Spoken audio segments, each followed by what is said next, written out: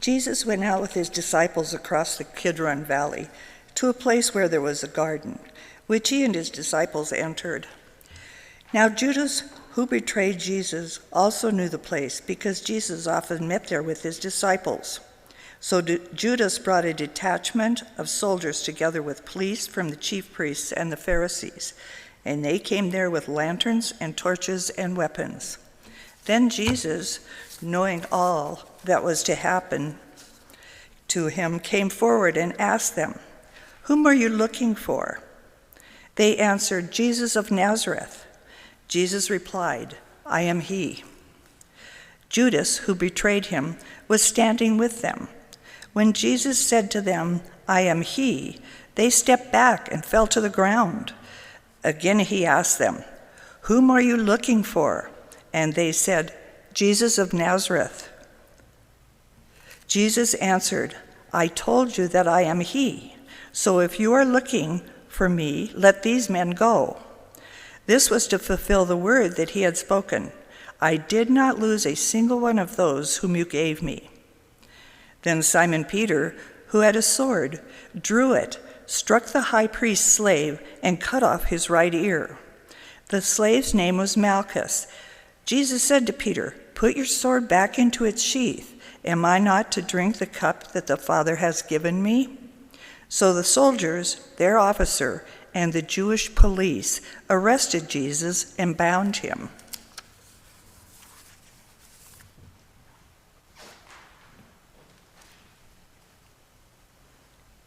The reading from Isaiah. Who has believed what we have heard, and to whom has the arm of the Lord been revealed? For he grew up before him like a young plant, and like a root out of dry ground. He had no form or majesty that we should look at him, nothing in his appearance that we should desire him. He was despised and rejected by others, a man of suffering and acquainted with infirmity. And as one from whom others hide their faces, he was despised, and we held him of no account. Surely he has borne our infirmities and carried our diseases. Yet we accounted him stricken, struck down by God, and afflicted.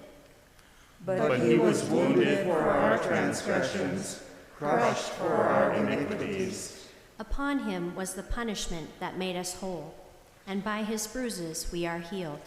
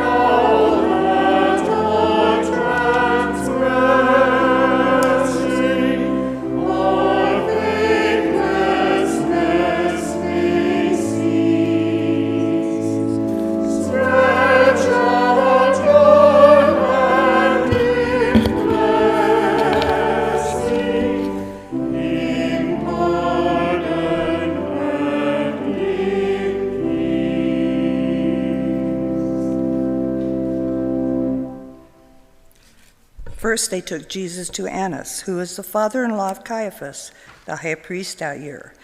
Caiaphas was the one who had advised the Jews that it was better to have one person die for the people. Simon Peter and another disciple followed Jesus. Since that disciple was known to the high priest, he went with Jesus into the courtyard of the high priest. But Peter was standing outside at the gate. So the other disciple, who was known to the high priest, went out, spoke to the woman who guarded the gate, and brought Peter in. The woman said to Peter, "You are not also one of this man's disciples, are you?" He said, "I am not." Now the slaves and the police had made a charcoal fire because it was cold, and they were standing around it and warming themselves. Peter also was standing with them and warming himself. Then the high priest questioned Jesus about his disciples and about his teaching. Jesus answered, "I have spoken openly to the world. I have always taught in synagogues and in the temple, where all the Jews come together. I have said nothing in secret. Why do you ask me? Ask those who heard what I said to them. They know what I said." When Jesus had said this, one of the police standing nearby struck him on the face, saying, "Is that how you answer the high priest?" Jesus answered, "If I have spoken wrongly, testify to the wrong. But if I have spoken rightly, why do you strike me?" Then Annas sent Jesus bound to Caiaphas, the high priest. Now Simon Peter was standing and warming himself. They asked him, "You are not also one of his disciples, are you?" Peter denied it and said, "I am not." One of the slaves of the high priest, a relative of the man whose ear Peter had cut off, asked, "Did I not see you in the garden with him?" Again Peter denied it, and at that moment the cock crowed.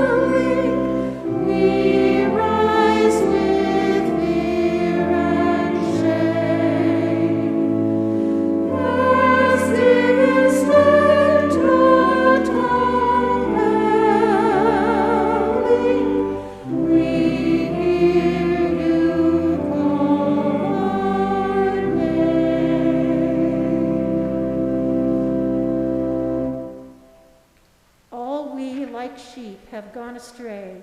We have all turned to our own way. And the Lord has laid on him the iniquity of us all. He was oppressed, and he was afflicted, yet he did not open his mouth. Like a lamb that was led to the slaughter, and like sheep that before its shearers is silent, so he did not open his mouth. By a perversion of justice he was taken away. Who could have imagined his future? For he was cut off from the land of the living, stricken for the transgression of my people. They made his grave with the wicked, and his tomb with the rich. Although he had done no violence, and there was no deceit in his mouth. Then they took Jesus from Caiaphas to Pilate's headquarters. It was early in the morning. They themselves did not enter the headquarters so as to avoid ritual defilement and to be able to eat the Passover. So Pilate went out to them and said, "What accusation do you bring against this man?" They answered, "If this man were not a criminal, we would not have handed him over to you."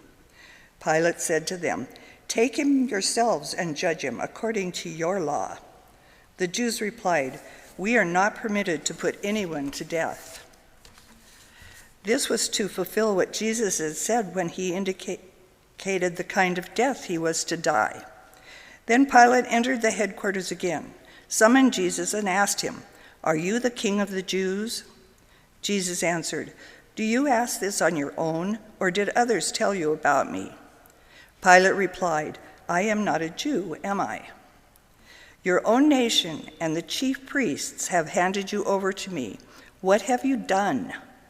Jesus answered, "My kingdom is not from this world. If my kingdom were from this world, my followers would be fighting to keep me from being handed over to the Jews. But as it is, my kingdom is not from here." Pilate asked him, "So you are a king?" Jesus answered, "You say that I am a king. For this I was born, and for this I came into the world, to testify to the truth. Everyone who belongs to the truth listens to my voice." Pilate asked him, "What is truth?" After Pilate had said this, he went out to the Jews again and told them, "I find no case against Jesus, but you have a custom that I release someone for you at the Passover. Do you want me to release for you the King of the Jews?" They shouted in reply, "Not this man, but Barabbas." Now Barabbas was a bandit. Then Pilate took Jesus and had him flogged, and the soldiers wove a crown of thorns and put it on his head, and they dressed him in a purple robe. They kept coming up to Jesus saying, "Hail of the King of Jews," and striking him on the face.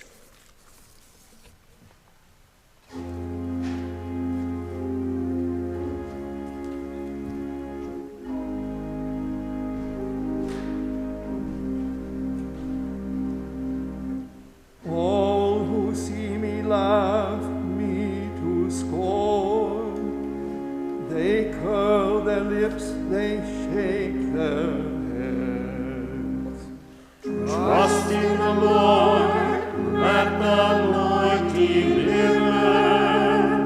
Let God rescue him, if God so delights in him. Yet you are the one who drew me forth from the womb and kept me safe on my mother's breast. I have been entrusted to you ever since I was born. You were my God when I was still in my mother's womb.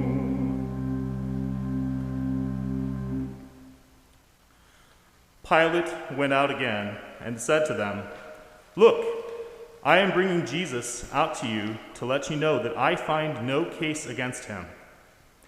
So Jesus came out, wearing the crown of thorns and the purple robe.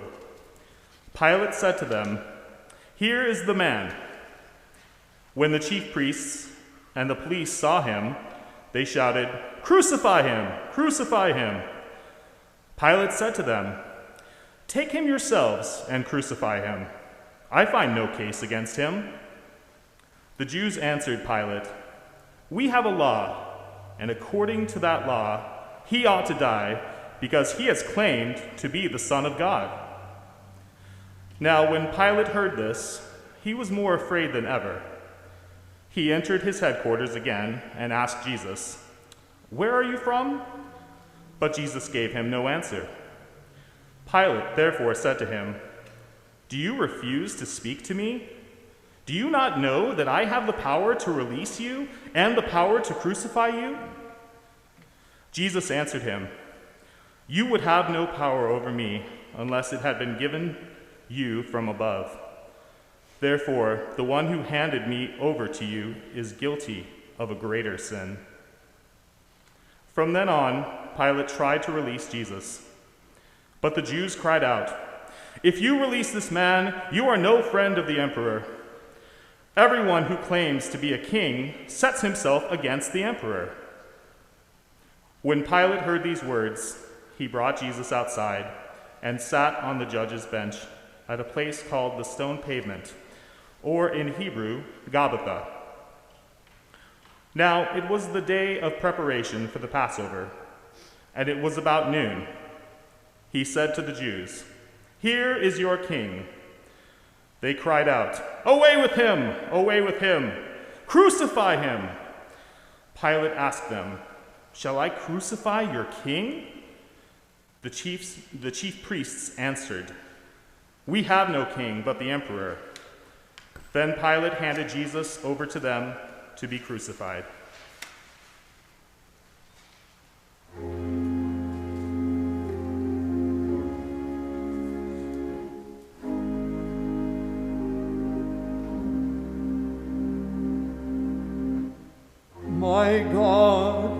my God, why have you forsaken me? Why so far from saving me, so far from the words of my groaning? My God, I cry out by day, but you do not answer. By night, but I find no rest. Yet you are the Holy One, enthroned on the praises of Israel. Our ancestors put their trust in you. They trusted, and you rescued them. They cried out to you and were delivered. They trusted in you and were not put to shame. But as for me, I am a worm and not human, scorned by all and despised by the people.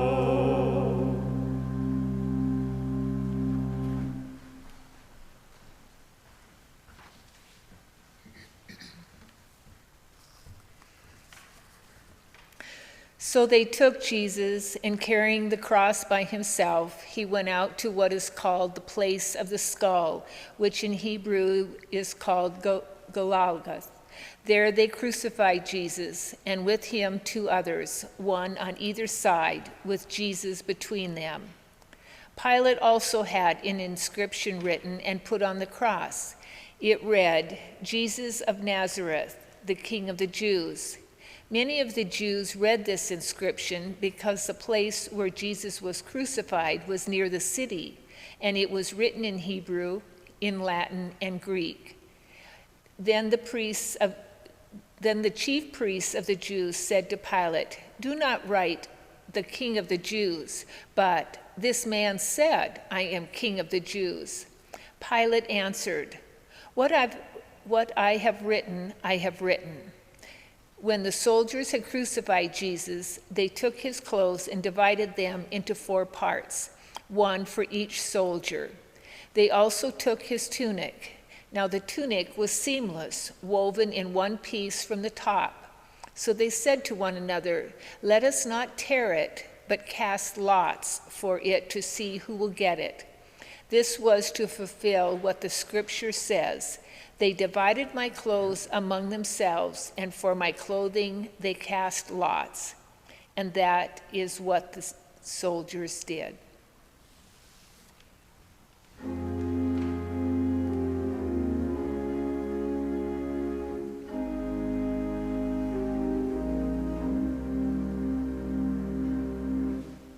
Be not far from me, for trouble is near, and there is no one to help.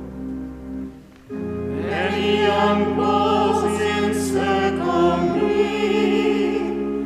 strong bulls of Bashan surround me. They open wide their jaws at me, like a slashing and roaring lion. I am poured out like water, all my bones are out of joint. My heart within my breast is melting wax. My strength is dried up like a potsherd. My tongue sticks to the roof of my mouth, and you have laid me in the dust of death. Packs of dogs close me in, a band of evildoers circles round me. They pierce my hands and my can count all my bones, while they stare at me and gloat. They divide my garments among them, for my clothing they cast lots. But you, O Lord, be not far away.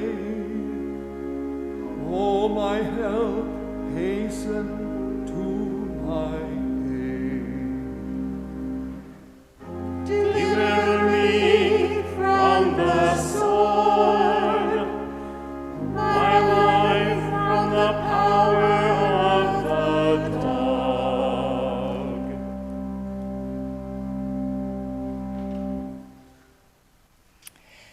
Meanwhile, standing near the cross of Jesus were his mother and his mother's sister Mary, the wife of Caiaphas, and Mary Magdalene.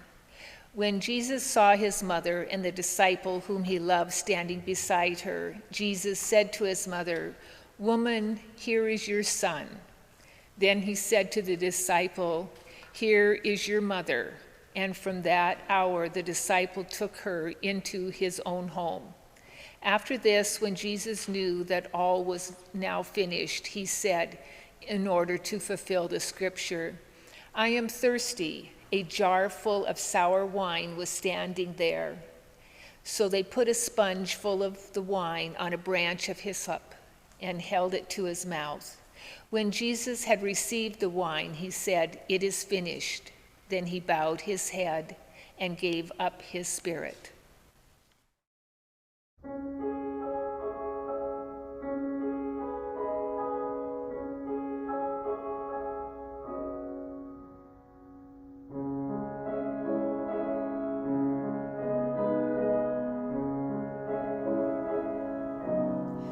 He turned to face Jerusalem, but chose his heart as stone. He knew the task that lay ahead, the path was his alone.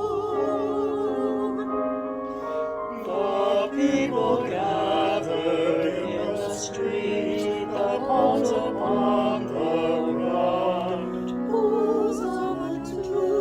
Hosanna to the King bright, forever yours the crown.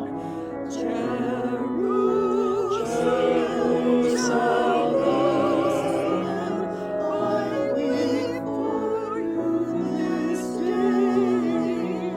I've come to bring you, but you turn away. You will turn away.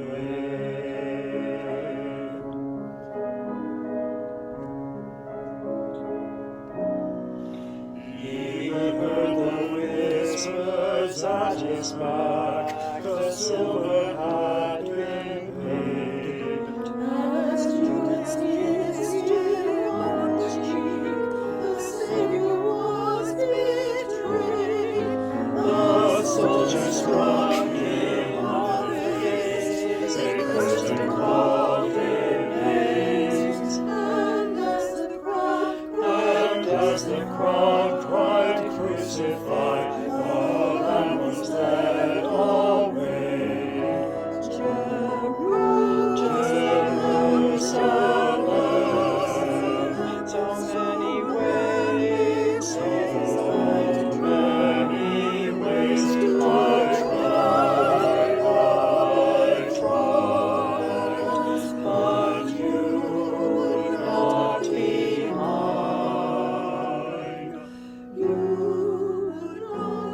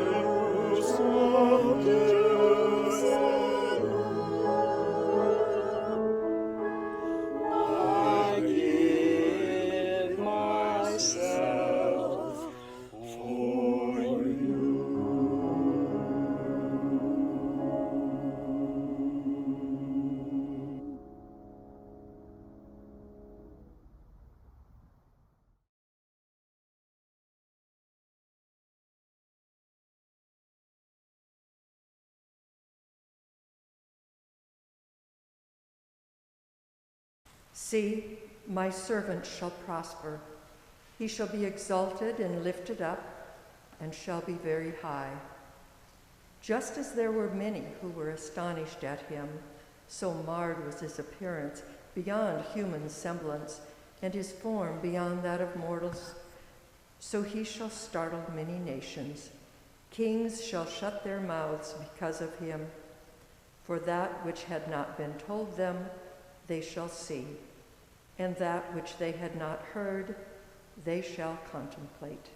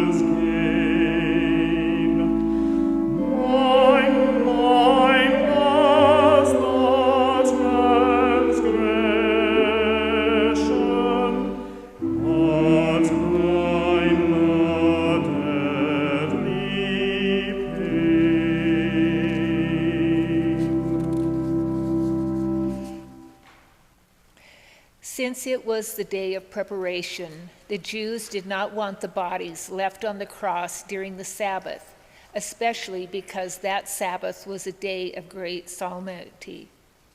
So they asked Pilate to have the legs of the crucified men broken and the bodies removed. Then the soldiers came and broke the legs of the first and of the other who had been crucified with Jesus. But when they came to Jesus and saw that he was already dead, they did not break his legs. Instead, one of the soldiers pierced his side with a spear, and at once blood and water came out. He who saw this has testified so that you also may believe. His testimony is true, and he knows that he tells the truth. These things occurred so that the scripture might be fulfilled. None of his bones shall be broken. And again, another passage of the scripture says, they will look on the one whom they have pierced. After these things, Joseph of Arimathea, who was a disciple of Jesus, though a secret one because of his fear of the Jews, asked Pilate to let him take away the body of Jesus.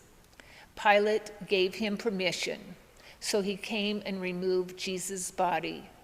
Nicodemus, who had at first come to Jesus by night, also came, bringing a mixture of myrrh and aloes, weighing about 100 pounds. They took the body of Jesus and wrapped it with the spices in linen cloths, according to the burial custom of the Jews. Now there was a garden in the place where he was crucified, and in the garden there was a new tomb in which no one had been laid. And so because it was the Jewish day of preparation, and the tomb was nearby, they laid Jesus there.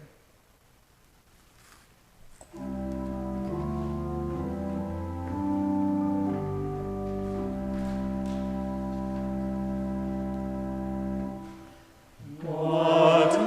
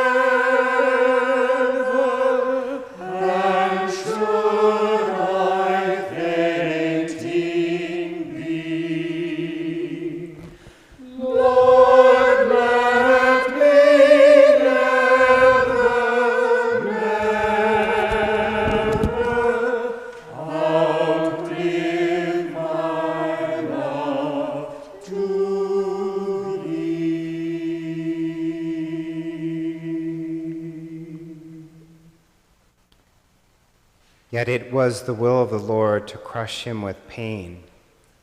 When you make his life an offering for sin, He shall see his offspring and shall prolong his days. Through him the will of the Lord shall prosper. Out of his anguish he shall see light. He shall find satisfaction through his knowledge. The righteous one, my servant, shall make many righteous, and he shall bear their iniquities. Therefore I will allot him a portion with the great, and he shall divide the spoil with the strong. Because he poured out himself to death, and was numbered with the transgressors. Yet he bore the sin of many, and made intercession for the transgressors. Our Father, who art in heaven, hallowed be thy name. Thy kingdom come, thy will be done, on earth as it is in heaven. Give us this day our daily bread, and forgive us our trespasses, as we forgive those who trespass against us. And lead us not into temptation, but deliver us from evil. For thine is the kingdom, and the power, and the glory, forever and ever. Amen.